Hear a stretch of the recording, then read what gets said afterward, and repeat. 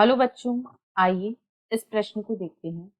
मनुष्य की पृथक्कृत जनसंख्या के साथ लगभग समान संख्या के नीली आंखों वाले तथा भूरी आंखों वाले व्यक्तियों को एक भूकंप के द्वारा मार डाला गया। केवल कुछ शेष भूरी आंखों वाले लोग अगली पीढ़ी को बनाते हैं। जीन पूल में इस प्रकार का परिवर्तन कहलाता है। विकल्प ए हार्डी वीनबर्ग असाम्य, विकल्प बी बॉटलनेक प्रभाव, विकल्प सी ब्लॉक्ड जीन प्रभाव या विकल्प डी फाउंडर प्रभाव। इस प्रश्न की जो मुख्य अवधारणा है, मुख्य अवधारणा वह है बॉटल नेक प्रभाव। वह है बॉटल नेक प्रभाव। यहाँ पर हम देखेंगे कि बॉटल नेक प्रभाव जो है वह क्या होता है। तो जब किसी प्राकृतिक आपदा के कारण, जब किसी प्राकृतिक आपदा जैसे बाढ़,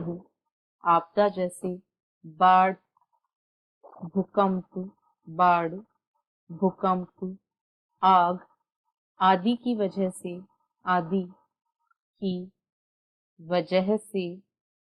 जनसंख्या का एक बड़ा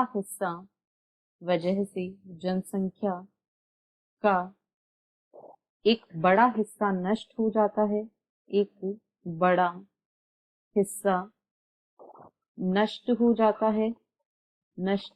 हो जाता है या इनमें अंतः प्रजनन रुक जाता है, जिसकी वजह से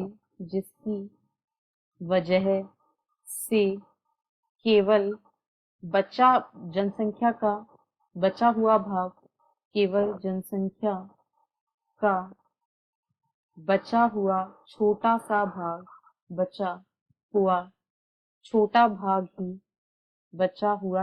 भाग ही अंतः प्रजनन में सक्षम होता है। अंतः प्रजनन में सक्षम होता है और यही जो भाग है या लोगों का समूह है, यही अगली पीढ़ी को बनाता है, क्योंकि जनसंख्या का एक बड़ा भाग नष्ट हो चुका है। अतः यहाँ पर केवल इसी प्रकार के परिवर्तन की वजह से जो जीन पूल में देखा जाता है, इसे बॉटल नेक प्रभाव कहा जाता है।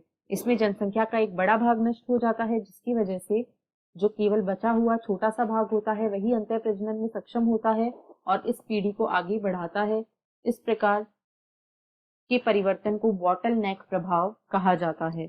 और यदि विकल्पों को देखें तो विकल्प बी इस प्रश्न का सही उत्तर है।